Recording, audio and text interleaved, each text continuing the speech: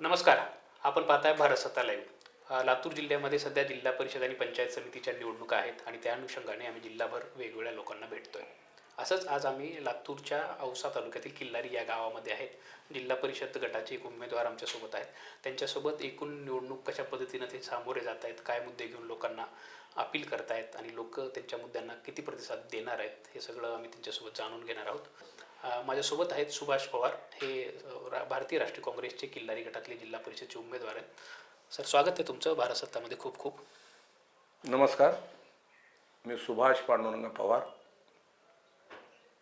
मी सर्वप्रथम कैलासवासी या महाराष्ट्राचं बुलंद आवाज आदरणीय दादा याला स्मरण करून त्याला श्रद्धांजली समर्पित करतो, अभिवादन करतो आणि मी माझे विचार आपल्यासमोर मांडतोय.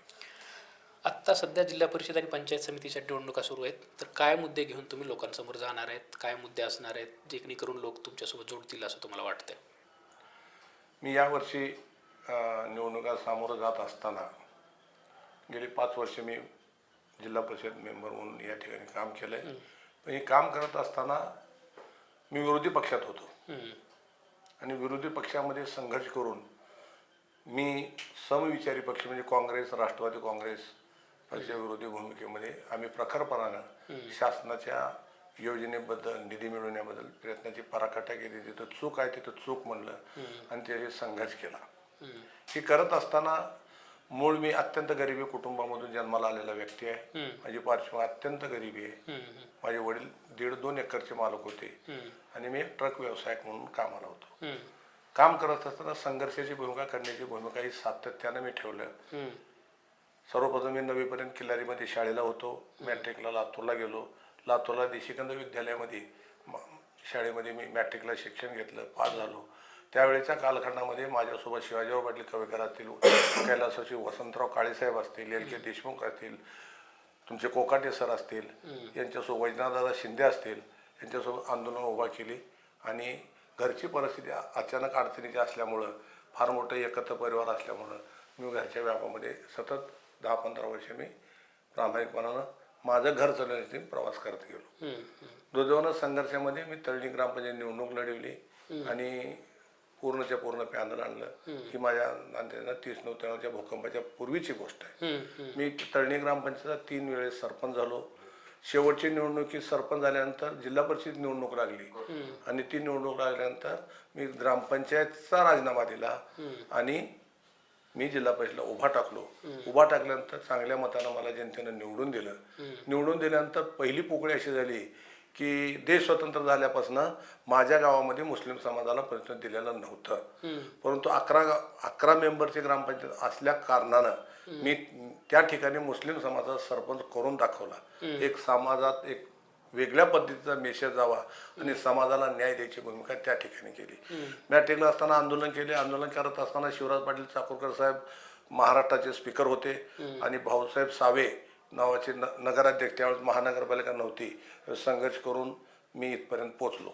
करत करत जिल्हा परिषदमध्ये निवडून आलो. पण निवडून आल्यानंतर आमची सत्ता नव्हती. मी विरोधी बाकावर बसलो आणि विरोधी बाकावर बसून प्रखरपणे विरोधी बाकाची भूमिका मी निवडली. जेवढा काही निधी आणता येत आहे माझ्या सर्कलमध्ये मी आणण्याचा प्रयत्न केला आणि तो त्या गावामध्ये वितरित बी केलाय. आता काही प्रश्न असे असतात की निधी आणलाय कुठं, हा प्रश्न सातत्यानं लोक विचारत असतात. पण तो हा सगळा निधी ग्रामपंचायतला जातोय. 14 वित्त आयोगाचा असेल, मागासवर्गीय दलित वस्तीतला असेल, अनेक असे निधी आहेत की जी ग्रामपंचायत जातात. काही ग्रामपंचायती आपल्या संबंधात असल्या तरी मी कधी पोस्टर बॅनर लावून माझा गावगावा केला नाही किंवा मी नारळ फोडावं लागते. आणि विशेष म्हणजे जिल्हा परिषदच्या काम करत असताना मी गुत्तेदारी हा विषयच मी कधी आयुष्यात केला नाही. आजही मी आपल्या वाईट देत असताना बोलतो की कुठंही किल्लारी आपल्या लातूर जिल्हा परिषदमध्ये सभागृहात जर विचारलो तर 5 ते 7 माणसं आम्ही अग्रक्रमात, धनंजय तात्या देशमुख असतील, BJPचे आमचे प्रकाश देशमुख कैलासवासी झाले, ते माझे मित्र होते. परंतु सातत्यानं सभागृहामध्ये ठराविक 5-6 माणसामध्ये माझा नंबर चांगल्या प्रकारे मी सभागृहात गाजवलेला आहे.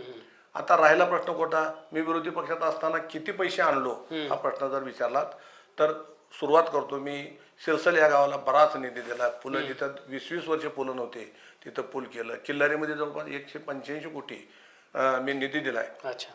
काय तो दलित वस्ती असेल, अंतर्गत रस्त्याचे केला. पण आज मी प्रचाराच्या दरम्यान मी गावामध्ये फिरत असताना आपल्या 30-39च्या भूकंपातला हा एरिया आहे. पवार साहेबांना मानणारा मोठा वर्ग या मतदारसंघात आहे. आणि हे करत असताना मला असं प्रकरण जाणवलं की या ठिकाणी रस्त्याची भयानक दुरावस्था झालेली आहे. आणि ह्याला सातत्यानं आम्ही पाठपुरावाही केला. एक वेगळा निधी, वेगळा पॅकेज देतो असं वारंवार आम्हाला सांगण्यात आलं, पण तो निधी काही आम्हाला प्राप्त झालेला नाही. आता कसं आहे, जी काही जिल्हा परिषदचा निधी येत असतोय त्याला एक क्रायटेरिया ठरलेली आहे, किंवा पत्रे वाटप असतील, किती द्यायचे. मग माझ्या सर्कलमध्ये 10-12 गाव आहेत. त्याच्या क्रायटेरियाप्रमाणे त्या गावाला ₹1 सुद्धा मळणी यंत्र असेल, का तुमचं महिलासाठी कांडप असेल, हा प्रत्येक गावामध्ये मी वितरित केलेला आहे. काही गावाला विरोधी पक्ष असल्यामुळे मला निधी कमी मिळून काही गावांमध्ये कमी मिळाला असेल, पण बऱ्यापैकी बऱ्याच गावामध्ये मी निधी पोहोचवलेला आहे. ही झाला दुसरा. आता मी तळणीमध्ये कंपाऊंड वॉल स्मशानभूमीला दिली, बरेच स्मशानभूमीला मंजुरी करून दिली, काही स्मशानभूमी मंजूर करून घेतल्या, त्याला निधी आता 3 वर्षाचा गॅप पडलाय. त्याच्यानंतर बराच निधी काही तिथं आलेला आहे शासनामार्फत. या रुटीनच्या व्यवस्था आहेत गव्हर्नमेंटच्या. आणि लोकप्रतिनिधी म्हणून ज्यावेळेस आपण जातोय त्यावेळेस लोकांचे प्रश्न लोकांपर्यंत कशी घेऊन जाता येतात आणि लोकांची प्रश्नाची सोडवणूक कशा पद्धतीने करता येत आहे याचा सातत्याने मी पाठपुरावा करणार आहे. आता ही सगळी कल्पना आपल्या डोक्यात जरी असली, शासनाच्या दरबारी जो निधी आपल्याकडे येतोय, 30-93चा भूकंप झाला, त्याच्यानंतर कोरोनाच्या काळामध्ये मी त्या ठिकाणी सभागृहात 2.5 वर्षाचा कालखंड आपणही पाहिलात. त्यावेळेस निधी कुठलाच नव्हता, फक्त मनुष्यहानी कशी होणार नाही आणि आपल्या समाजाचा प्रत्येक माणूस कसा जगला पाहिजे, वाचला पाहिजे याच्यासाठी बराचसा. आता तुम्ही नांदुरगाव जावा, प्रत्येक गावात कोविडचे उपकरणं मी दिले, त्या ठिकाणी जाऊन त्यांना सहकार्य केलंय. आम्ही जीवाची पर्वा न करता त्याही वेळेस समाजाचं बांधिलकी केली. 30-93च्या भूकंपातही त्यावेळेस काम केलंय. आणि आवर्जून सांगतो, परवा माझ्या अंदाजाने 1 वर्ष झालं का, तर त्या कालखंडामध्ये आदरणीय शरद पवारांचा एक रौप्य महोत्सव, ऋणनिर्देश सोहळा मी किल्लारीमध्ये केलोय. काय ही माझं कर्तृत्व आहे. कारण मग मी धर्मनिरपेक्ष पक्षाचा कार्यकर्ता आहे. मी काँग्रेसपासून राष्ट्रवादी काँग्रेस या 3 पक्षाचा प्रवास केलाय. आणि काँग्रेस आणि राष्ट्रवादी ही एकाच नाण्याच्या 2 बाजू असल्यामुळं मी त्या पक्षाचा लेबल घेऊन किंवा चिन्ह घेऊन मी समोर जातो. आता आदरणीय दिलीपराव साहेब, आदरणीय विलासराव आपलं दिलीपराव साहेब असतील, आदरणीय अमित भाई देशमुख असतील, त्याच्या नेतृत्वाखाली मी काम करतोय. आणि मी असं ठरवलंय की आता शेवटच्या क्षणापर्यंत आपण काँग्रेसमध्ये राहून काँग्रेस पक्ष बळकट करण्यासाठी मी कार्य करणार आहे. आता अंतर्गत जी कडबाकुट्टी असेल, ही ज्या कॅटेगरी जेवढं येत आहे, प्रत्येक गावाची गरजू व्यक्ती ही कॅटेगरी ठरवून, समजा एखाद्या गावामध्ये 5 लोक मागणी करणार, मी त्या गावामध्ये बैठक घेणार, त्या बैठकीत सांगणार किंवा आपल्याला 5 लोकांना द्यायचं आहे, पण तुमच्या गावाला 1 देऊ शकतो, मी 2 देऊ. तुम्ही त्याच्यात क्रायटेरिया ठरवा. जी योग्य माणूस आहे, योग्य लाभार्थ्याला गरज आहे, त्याची नावं सुचवा त्या. कारण ही योजना ही प्रत्येक गावात पोहोचली पाहिजे, हा माझा उद्देश आहे. राहिला प्रश्न शेत रस्त्याचा, आजही तुम्ही तळणीत जावा, तळणीत गेल्यानंतर 2 रस्ते असे आहेत की जिथं माणसाला जायला येत नव्हतं. आज तिथं शेकडो टनाचा ऊसाचं उत्पादित होत आहे. शेतकरी सुखा समाधानात आहे. आता ती कच्चे रस्ते झालेले आहेत. आता आपल्या 14 वित्त आयोगामधून आपल्याला ती निधी देऊन तिथले रस्ते पक्के करावे लागतील. अनेक गावामधल्या समस्या आहेत शेत रस्त्याच्या. गोवळमध्ये काय आहेत, किल्लारीमध्ये काय आहेत, शिरसलमध्ये काय आहेत, बाणेगावमध्ये काय आहेत, या लोकांना न्याय द्यावा लागेल आपल्याला. आणि त्यासाठी सातत्यानं माझा प्रयत्न राहील. आत्ता तर तुम्ही विकास कामं जी केली ती सांगितलेली आहेत, पण आत्ता तुम्ही काँग्रेसकडनं उमेदवार आहेत. होय. राज्यात भाजपची सत्ता आहे. होय. आत्ता परत निधी वगैरे आणण्यासाठी ह्या परत अडचणी येतील, मग ह्या सगळ्या कशा तुम्ही भूमिका नाही, घेऊन गेल्या वेळेस परिस्थिती अशी होती की राष्ट्रवादी काँग्रेसमध्ये 5 माणसं होत, म्हणजे 5 उमेदवार आम्ही निवडून आलो होतो. आणि काँग्रेसचे 15 काहीतरी होते, 15-16 संख्याबळ कमी होतं. पण आज ती परिस्थिती नाही. लातूर जिल्ह्याची परिस्थिती आज काँग्रेसमय आहे. काय इथला समाज, इथली समस्या ही इथली जनता 18 पगड जनता समजून घेतलेली आहे. त्याच्यामुळे मला 100% खात्री आहे की सरकार आमचं जिल्हा परिषदमध्ये येणार आणि मी निश्चितपणानं देशमुख परिवार मला चांगल्या पदावर बसवतील याच्यात माझ्या मनामध्ये शंका नाही. आता जिल्हा परिषद अंतर्गत जी 8-10 गावं तुम्ही सांगितली त्याच्यामध्ये तुम्ही इतकं काम केलेलं आहे, परत समस्या तर अजून म्हणजे मोठ्या प्रमाणात पाहायला मिळतात. मग ह्या सगळ्या समस्यांकडे तुम्ही कसं बघताय? एकतर तुमचे विरोधक पण म्हणताय तुम्ही 5 वर्ष सत्तेत होतात, तुम्ही काही काम केलेलं नाही आहे, म्हणजे तुम्ही जिल्हा परिषद सदस्य होतात. मग ह्या सगळ्या प्रश्नांकडे तुम्ही कसं बघताय? नाही, बरोबर आहे ना, तुमचा मुद्दा अगदी रास्त आहे. माझा मुद्दा असा आहे की तुम्ही विरोधी पक्षात होता तर तुम्ही त्यावेळेस अशी अडचणी आल्या म्हणता. आता तुम्हाला आत्मविश्वास आहे की सरकार तुमचे येणारे जास्त निधी मिळू शकते. माझा मुद्दा तोही आहे. परंतु एक कसं आहे, संघटनात्मक ज्यावेळेस आपण निवडणूक लढून सभागृहात जातोय, कारण ती मिनी सभागृह आहे, आणि त्यावेळेस आपण गेल्यानंतर माझी संख्याबळ चांगली राहणार आहे. आम्ही सरकारला वाकू सुद्धा शकतो, कारण तुम्ही संख्येच्या बळावर सत्ताधाऱ्यांना वाकवायची ताकद असते. आणि जर एका नाण्याच्या दोन बाजू आहेत, सत्तेत आल्यानंतर थोडासा निधी आपल्याला जास्त प्राप्त करून घेता येते. आणि दुसरा मुद्दा असा आहे, तुम्ही सत्तेत नसाल तर सत्तेतल्या माणसाला खाली वाकवायची ताकद संख्याबळावर आम्ही करू शकतो. ह्या दोन्ही मुद्द्यावर मी निधी जास्त खेचून आणू शकतो, हा माझा स्वतःचा दृढ आत्मविश्वास आहे. आता तुमची लढाई थेट भाजपसोबत आहे आणि औशाचे आमदार अभिमन्यू पवार आणि देवेंद्र फडणवीस यांचे संबंध महाराष्ट्राला माहीत आहेत. म्हणजे थोडक्यात तुमची थेट फाईट मुख्यमंत्र्यासोबत आहे. नाही, असं म्हणता येणार नाही. ही स्थानिक स्वराज्य संस्थाच्या निवडणूक आहेत. आमदार साहेब माझ्या गावचे जावई आहेत. माझे म्हणजे पुतणे म्हणलं तर काही वावगं ठरणार नाही, किंवा बंधू म्हणलं तर काही ठरणार. माझे त्यांचे संबंध सलोख्याचे. माझ्या सोबत कैलासवासी शिवशंकप्पा उडगे याला पहिला मतदान केलेला व्यक्ती आहे. त्याच्यानंतर किशनराव जाधवाची 3 टर्म केलोय. त्याच्यानंतर मानेसाहेबाचे 2 टर्म केलोय. त्याच्यानंतर बसवराज पाटील साहेबाचे 2 टर्म केलोय. त्याच्यानंतर आता अभिमन्यू. माझे सलोख्याचे संबंध आहेत. राजकीय प्रवास करत असताना मतभेद असणं वेगळं, पण मनभेद माझे कुणासोबत नाहीत. कोणत्याही आमदार साहेबांना मी आमदार साहेबच म्हणतोय, माझे आमदार असेल तर आमदार साहेब म्हणतोय. मी त्यांचा सन्मान केलेला आहे. त्याच्यामुळे मी कुठल्याही राजकारणामध्ये माझं एक बांधिलकी आहे. कुठल्याही, माझं ओपन मीडियावर बोलतोय, कुठल्याही आमदारांना सांगायचं की सुभाष पवारला मी 100 रुपये निवडणुकीत खर्चाला दिलोय आणि पैसे घेऊन त्याला मॅनेज होऊन काही केलाय. माझं चारित्र्य स्वच्छ आहे, माझी नैतिकता स्वच्छ आहे, आणि माझा सर्कलमध्ये माझा संबंध सगळ्याशी आहेत. कारण मी काळी पिवळीत आहे, ऑटो रिक्षात आहे, मोटरसायकलत आहे, इनोवा गाडीत आहे, ट्रकवरही आहे, टेम्पोती आहे. मी सर्वसामान्य मतदाराचा उमेदवार म्हणून पुढे आलोय. मग थेट जी लढत आहे ती अशी लढत होणार नाही. थेट आमदारांसोबतच थेट लढत असं नाही वाटत तुम्हाला? म्हणजे नाही ना, आमदार स्थानिक स्वराज्य संस्थांमध्ये पक्ष म्हणून पक्षाची भूमिका आमदार साहेब निभवित असतील, त्याच्याबद्दल आमचं मनात दोन. आता त्यांनी निबद्दल तर आमचे पक्षाचे नेते आदरणीय अमित भाई असतील, आदरणीय दिलीपराव देशमुख, त्यांनी सहभागी नाही. पण आमचं एक पथ्य आहे, आम्ही एक दर्जा ठेवलाय. आम्ही टीका कोणावर करणार नाही. तिकडनं टीका होत असेल तर नाही, करू द्या ना. समोरला उमेदवाराचा रोल काय आहे किंवा त्यांनी टीका करून काय मिळवणार आहेत याच्याशी मी काही त्याच्याशी बांधिलकी नाही. माझा आत्मविश्वास माझ्या मतदारावर आहे.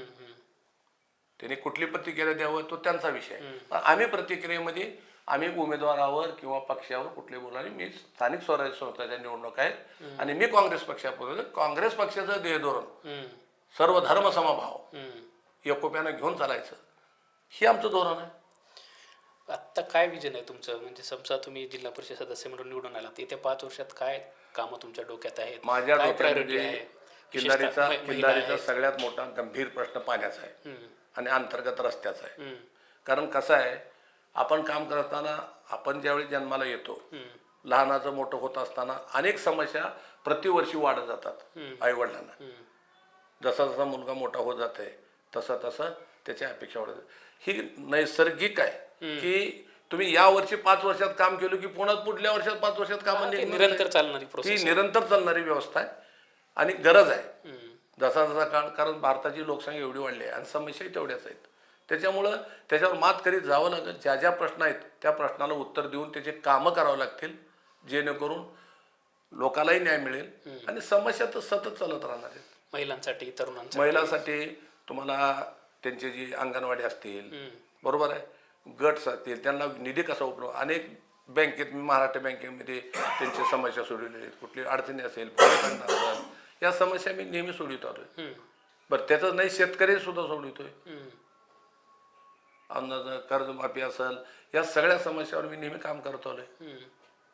ग्रामीण भागात शिक्षणाचा विषय असतो, आरोग्याचा विषय असतो, आता रोजगाराचा किल्लारीची विषय एक असतो. समस्या कशी आहे, एकच शाळा आहे महाराष्ट्र विद्यालय, बरोबर आहे. तिथं संख्यापट जास्त आहे.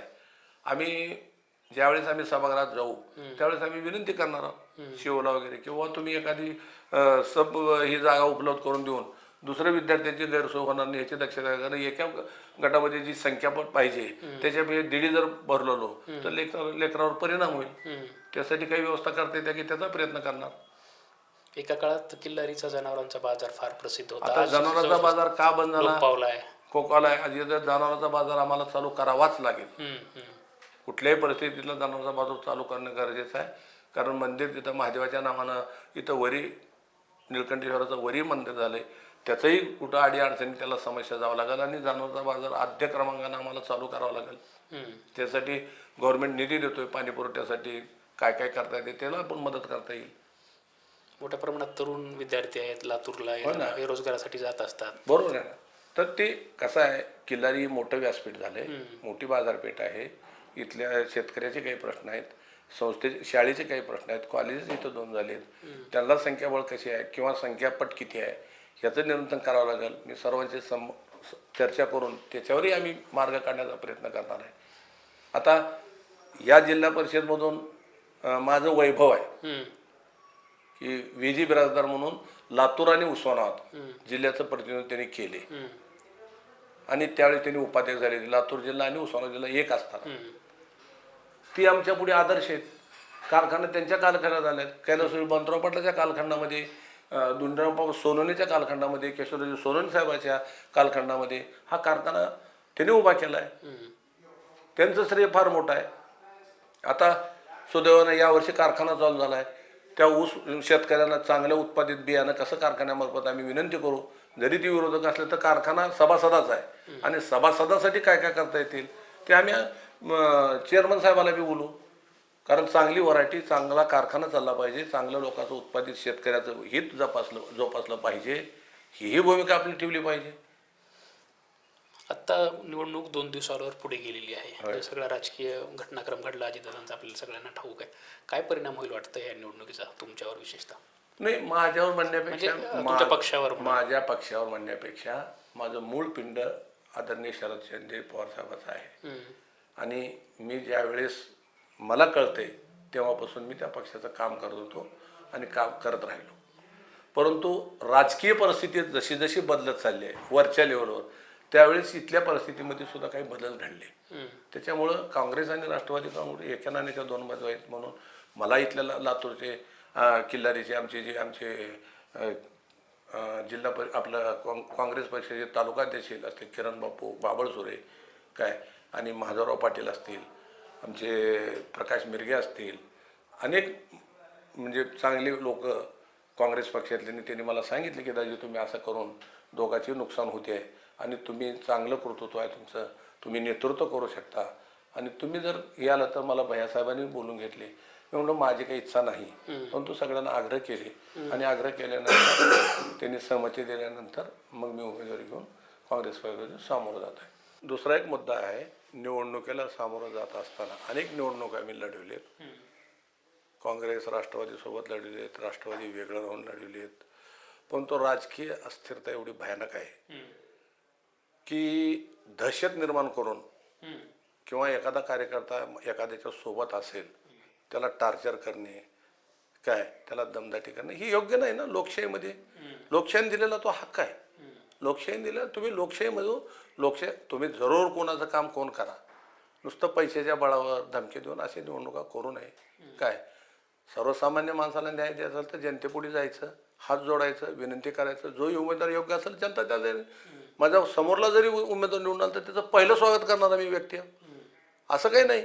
लोकशाहीनं जे डॉक्टर बाबासाहेब आंबेडकरांनी जे तुम्हाला संविधानाने दिलेला हक्क आहे त्या हक्काचं पालन व्हावं, विना दहशत, विना टार्चर तुम्ही निवडणुकीला सामोरं जाऊया आणि सामोरं जाऊन जनता जे निकाल देईल ते द्यावं. असं काही नाही. आम्ही आमची विनंती करणार, हात जोडणार, पाया पडणार.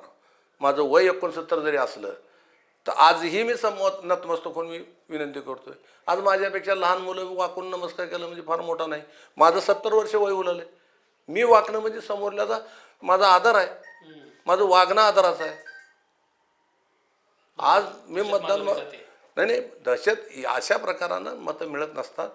ती जनता ठरवते आणि जनतेवर माझा पूर्ण विश्वास आहे असं मला वाटतंय. किल्लारी एक व्यापारी केंद्र नावारूपाला आलेलं आहे, म्हणजे सुरुवातीपासूनच आहे. पण आत्ता व्यापार वाढावा यासाठी काय तुमच्या माध्यमातून करता येऊ शकतं असं वाटतं तुम्हाला? नाही, व्यापार वाढवावा यासाठी तर प्रयत्न करावेच लागतील. पण इथल्या मूलभूत ज्या अडचणी आहेत, इथं सर्वात मोठी अडचण म्हणजे मुतारीची आणि संडासची सोय इथल्या व्यापाऱ्यांना कुठंच नाही. ती प्राधान्यानं मला पहिल्या सुरू करावंच लागेल. राहिला प्रश्न, मी गेली 35-40 वर्ष या बाजारपेठेमध्ये मी राहिलोय. मी लहानाचा मोठा झालोय. मी म्हणजे दिवसाचे 24 तास असतात, त्याच्यातले 8 ते 10 तास मी तळणीत जातो, बाकीचे उर्वरित तास मी किल्लारी, म्हणजे जवळपास मी किल्लारीच आहे. माझा आजोळ किल्लारी आहे, माझ्या भावाची सासवडी किल्लारीत आहे आणि माझी इथं 2-3 शाखा आहेत स्वतःच्या. म्हणजे माझा कनेक्ट सगळ्या व्यापाऱ्याशी आहे, सगळ्या जाती धर्माच्या व्यापाऱ्याशी आहे. ही माझा मूळ मुद्दा आहे. आणि कसा आहे सांगू का, एखादी गोष्ट एखादा लोकप्रतिनिधी किती काम केलं ह्याला महत्त्व देण्यापेक्षा तो गाव आणि आपला एरिया शांत कसा ठेवू शकतोय, तो समविचारी पक्षाचा आहे का नाही, समाजामध्ये तेढ निर्माण करणारा आहे का नाही, कुठल्या भूमिकेत तो वागतोय, कुठं कुठं काय काय करतोय, तो कुणाकुणाचे पैसे खातोय. आज परिस्थिती विचित्र आहे. इथल्या नागरिकांना सगळ्या माहिती आहे, इथल्या मतदारांना पूर्ण जाणीव आहे. सुभाष पवारांचं कॅरेक्टर काय आहे इथला प्रत्येक मतदार जाणतोय. मी म्हणणार नाही दुसऱ्याबद्दल कोणा, माझी भूमिका माझी स्पष्ट केली आहे की मी माझं प्रामाणिक राहिलो. माझ्या चारित्र्यावर, माझ्या व्यवहारावर आणि माझ्या राजकीय जीवनावर कोणी बोलू शकणार नाही, असं माझी भूमिका आहे. काम एखादं कमी असेल, मी विरोधी पक्षात होतो, मी नक्की मान्य करेन.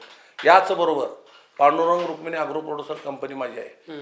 मी किल्लारी असेल, मंगरूळ असेल, माणगाव असेल, गांधीखेडा असेल, सिरसल असेल, चिंचोली जोगण असेल, तपसी चिंचोली असेल, कारला असेल, कुमटा असेल, तुम्ही कुठेही चौकशी करा, सगळ्यात टॉपचं व्यवस्था करून शेतकऱ्याला न्याय द्यायची भूमिका केला मी. ते माझा प्लॅन्ट आहे तिथं. आज येडेवाकडे 25-3000 मेट्रिक टनाचं मी शेतकऱ्यांचा सोयाबीन खरेदी करून गव्हर्नमेंटला दिलोय. त्याही बाबतीत माझं काम आहे. तर ही माझी भूमिका आहे आणि निश्चितपणानं माझ्या भूमिकेला माझ्या मतदारसंघातील मतदार बंधू मला नक्की समर्थन देतील आणि आशीर्वाद देतील असा माझा स्वतःचा आत्मविश्वास आहे. काय आव्हान कराल मतदारांना? मतदारांना एवढंच आवाहन करेन, मी रस्त्यावरला माणूस आहे. माझा 24 तास मोबाईल चालू होतोय, कुठंही भेटू शकता. भलं माझं काम करत असताना एका दुसरी चूक कुठली राहिली असेल काम करण्याची, पण मी कुठले भ्रष्टाचार केलो नाही. मी कुठला प्रामाणिकपणानं काम करून जनतेची सेवा करण्याचा प्रामाणिकपणा केला आहे. आणि ह्याच्या पुढे त्याच गतीनं, त्याच विचारानं जर सताल तर दुपटीनं काम आपण चांगलं करून समाजाला खऱ्या अर्थानं द्यायची माझी प्रामाणिक भूमिका आहे.